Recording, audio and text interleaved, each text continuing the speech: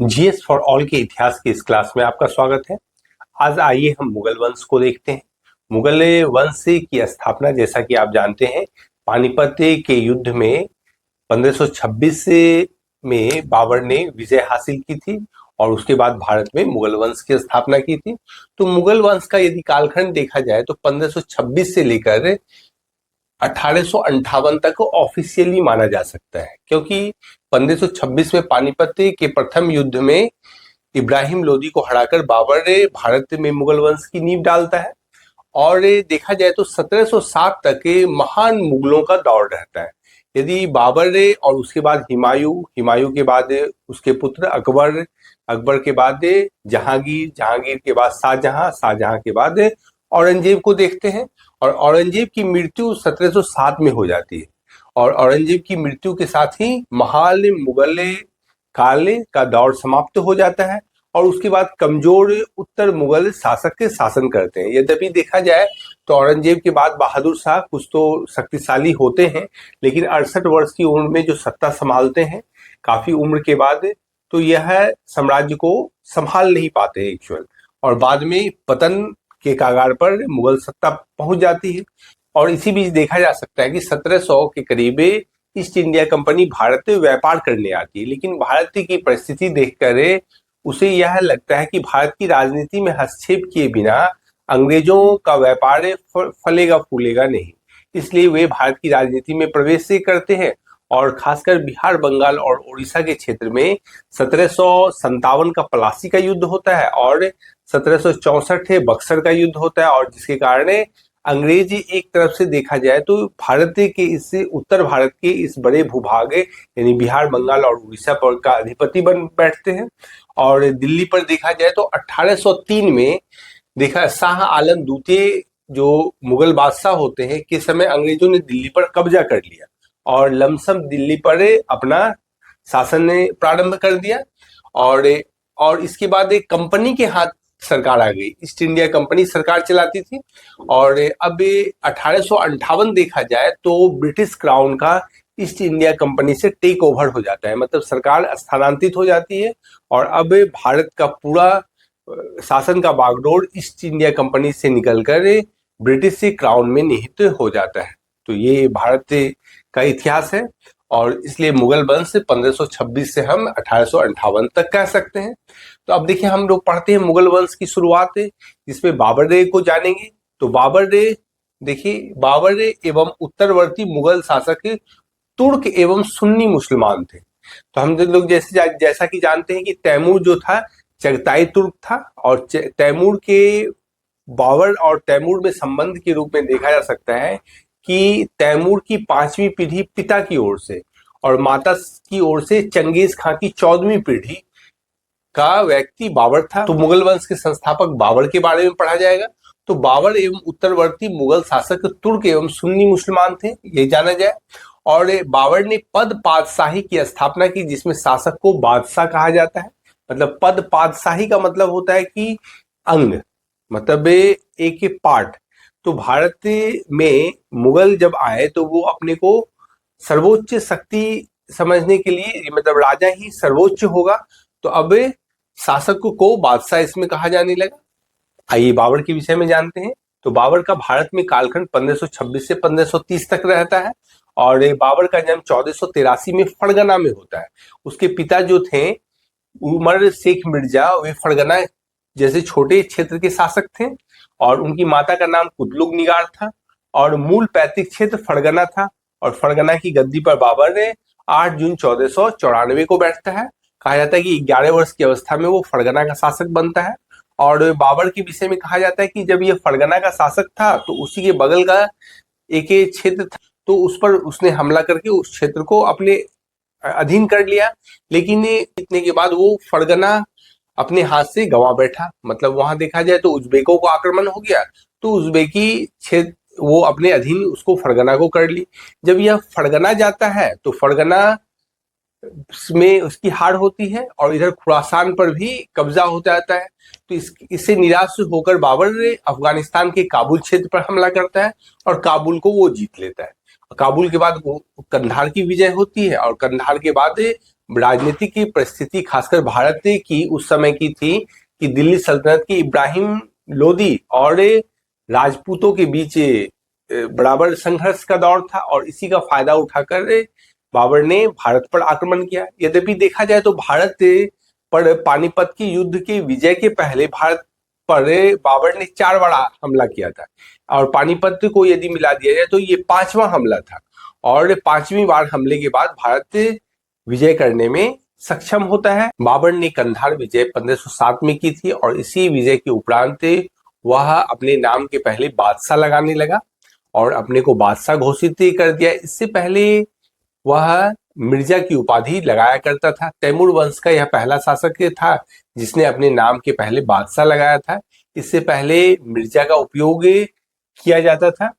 अब देखिए बाबर के 4 पुत्र थे, हुमायूं, कामरान, अस्करी और हिंदाल। और बाबर ने भारत पर 5 आक्रमण किए। प्रथम आक्रमण 1519 ईस्वी में था जो यूसुफ जाई जाति के विरुद्ध था।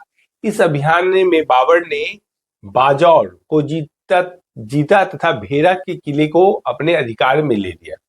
ध्यान रखिएगा, बाजौर जो यूसुफ जाई के क्षेत्र में था उसे अपने अधिकार में ले लिया। और बाबर ने अपनी आत्मकथा बाबरनामा तुर्की भाषा में लिखा हुआ है जिसका अनुवाद फारसी में तुजुके बाबरी के रूप में किया गया है। उसमें यह लिखता है कि इसने भेरा विजय के समय पहली बार तोप खाने का इस्तेमाल किया था। देखिए, पहली बार बारूद और तोप खाने का इस्तेमाल किया था और यह जो तुगलुमा पद्धति युद्ध की थी यह बाबर ने उज्बेकों से सीखा था। ये भी आप ध्यान रखिए। और पानीपत के प्रथम युद्ध में बाबर ने भारत में पहली बार तुगलामा युद्ध नीति एवं तोपखाने का प्रयोग किया था और उस्ताद अली और मुस्तफा बाबर के 2 प्रसिद्ध निशानेबाज थे जो तोपची के रूप में भी फेमस थे और जिसने पानीपत के प्रथम युद्ध में भाग लिया था। भारत में बाबर के द्वारा 4 प्रमुख युद्ध लड़े गए जिसमें बाबर चारों में विजयी हुआ था। जिसमें देखिए पानीपत का प्रथम युद्ध 21 अप्रैल 1526 को लड़ा गया था और यह युद्ध इब्राहिम लोदी और बाबर के बीच लड़ा गया। बाबर विजयी रहा इसमें और इब्राहिम लोदी मध्यकाल का एकमात्र शासक था जो कि युद्ध स्थल पर मारा गया। इसके साथ ही इब्राहिम लोदी के मित्र विक्रमजीत जो ग्वालियर के नरेश थे वे भी मारे गए और कहा जाता है कि हुमायूं ने कोहिनूर हीरा जो है ग्वालियर नरेश विक्रमजीत के यहाँ से ही लिया था। और देखिए पानीपत के प्रथम युद्ध के विजय होने के बाद बाबर ने काबुल के हर एक नागरिक को चांदी का एक सिक्का दिया था जिसके कारण बाबर को इस उदारता से वहां कलंदर कहा गया था। ये आप ध्यान में रखिएगा। देखिए बाबर की उदारता के कारण उसे कलंदर कहा गया था। ये दूसरा युद्ध देखें, खानवा का युद्ध। इस युद्ध में बाबर ने जिहाद की घोषणा की, मतलब इस्लाम की रक्षा के लिए धर्म युद्ध को जिहाद कहा जाता है।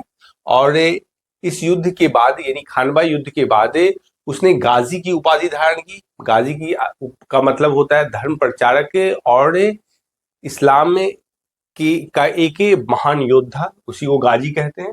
और देखिए खानवा का युद्ध 17 मार्च 1527 को होता है और यह है राणा सांगा जो राजपूताना के बहुत शक्तिशाली शासक थे, उन्हीं का नाम है संग्राम सिंह, और बाबर के बीच होता है जिसमें बाबर की विजय होती है। 30 जनवरी 1528 को इसकी मृत्यु हो जाती है राणा सांगा की। कहा जाता है कि राजघराने के लोग ही ने राणा सांगा को विष देकर उसकी हत्या कर दी थी। और इसी युद्ध के बाद तमगा जैसे कर को जो मुसलमानों पर आरोपित था बाबर ने माफ कर दिया। देखिए बाबर ने मुसलमानों को तमगा नामक कर से मुक्त कर दिया। और अगला युद्ध जो लड़ा गया वो चंदेरी का युद्ध था और इसमें भी बाबर ने गाजी की उपाधि धारण की थी। यह 29 जनवरी 1528 को मेदिनी राय और बाबर के बीच लड़ा गया जिसमें बाबर की विजय होती है। और इसी युद्ध के बाद इसके साम्राज्य का विस्तार भी हो जाता है और बिहार और बंगाल भी की सम्मिलित सेना को बाबर हराता है। और देखिए आगे घाघरा का युद्ध होता है 6 मई 1529 को। यह अफगानों और बाबर के बीच लड़ा गया, इसमें भी बाबर की विजय होती है।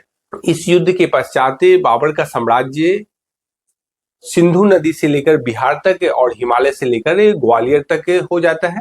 और आगे बंगाल के शासक नुसरत शाह एवं बाबर के बीच एक संधि होती है, जिसमें नुसरत शाह यह कहता है कि वह बंगाल की भूमि का इस्तेमाल अफगानियों के शरण के लिए नहीं करेगा, और वह यहाँ देखिए विद्रोहियों को अपने यहाँ शरण न देने का भी इस संधि के अंतर्गत नुसरत शाह ने वचन दिया था बाबर को। और इस प्रकार बाबर का साम्राज्य भारत में सुदृढ़ होता है। बाबर की मृत्यु 48 वर्ष की अवस्था में 26 दिसंबर 1530 को आगरा में हो गई थी, और जिसे आराम बाग में दफना दिया गया। यह बाग बाबर के द्वारा ही निर्मित किया गया था। इसे पहले नूर ए अफगान बाग कहा जाता था, बाद में इसका नाम बदलकर आराम बाग कर दिया गया। लेकिन बाबर की इच्छा थी कि उसे काबुल में दफनाया जाए, इसलिए आराम बाग से उसे काबुल में ले जाकर बाबर की कही इच्छा के अनुसार उसी के द्वारा चुने गए स्थान पर खुले आसमान के नीचे बाबर को काबुल में दफना दिया गया।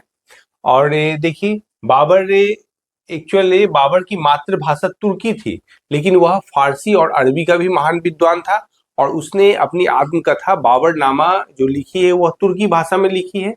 बाद में अकबर के काल में अब्दुल रहीम खान खाना के द्वारा इसका अनुवाद तुजुके बाबरी के रूप में करवाया गया, और बाद में ब्रिटिश काल में मैडम में देखिए वेवरिज ने इसका अंग्रेजी में बाबरनामा का अनुवाद किया है।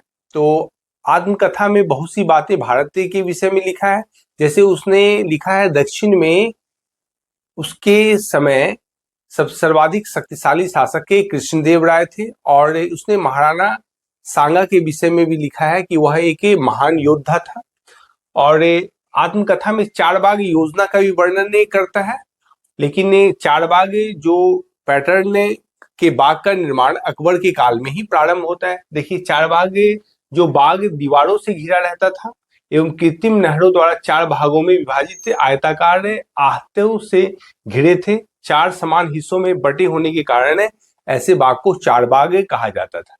और देखिए एक और तथ्य है, मुबैयान नामक पद्य शैली का जन्मदाता बाबर को माना जाता है, और ख्वाजा उबैदुल्लाह अहरार जो कि नक्शबंदी सिलसिले के सूफी संत थे, बाबर उसका अनुयायी था। तो इस प्रकार आपने मुगल वंश में बाबर को देखा। कल की कक्षा में हम फिर हुमायूं को देखेंगे।